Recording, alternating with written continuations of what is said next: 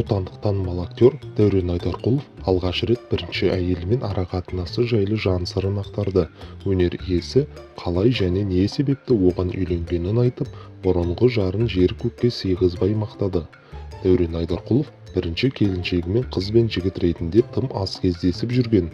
Қос ғашық той алдында тек 3-4 мәрте ғана көріскен болып шықты.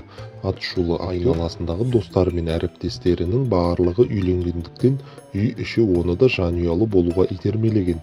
Нәтижесінде оның таңдауы Баянгүл есімді аруға түсті. Айдарқұловтың сөзінше, жары өзі ойлағандай керемет ана әрі үлгілі келін бола алды. Шоу-бизнес жұлдызы екеуінің екі жаққа кетуіне өзі кінәлі екенін айтты. Ол бірінші келіншегін өзі жіберіп алғанын мойындады. Екінші рет үйленгенде бірінші жарымен көп байланыста алмаған актер бүгінде онымен жиі сөйлесе бастаған. Үйленер алдында біз өте аз кездесіп жүрдік. 3-4 кездесу болған шығар. Бірінші кездескенімізден кейін мен өзім Павлодарға барып ағасымен таныстым. Одан кейін тағы бірнеше кездесу болды. Бұл жайттар не себепті орын алғанын түсіндірейін. Ол ата-анам мен достарымның әсері еді. Біз хабарласып тұрдық. Бірақ онымен қатар мен басқа арулармен де байланысып жүрдім. Жалғыз ұл болғандықтан әке-шешем үйлен деп қанымды ішіп қойды. Біз Шымкенттенбіз. Біз жақта бұл жайт кеңінен таралған.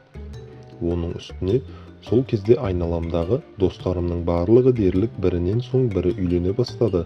Соңғы бойдақтардың бірі Нұрлан үйленгенде мен де қимылдай бастадым.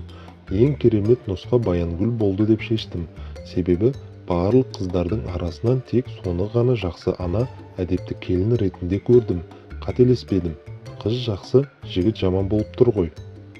Мен бірінші әйелімді жіберіп алдым. Оның кетуіне мен себепкермін. Қазіргі таңда оның да менің де тарапымнан да қосылуға ниет жоқ. Жақсы қарым-қатынастамыз. Уақыт көрсетеді. Бұрын Ақбота болғанда біз сирек хабарласатынбыз. Қазір еркін сөйлесетін болдық. Қазір үлкен ұлым менімен тұрады ғой. Сол себепті бүгінде көбірек араласып тұрамыз, деді Айдарқұлов.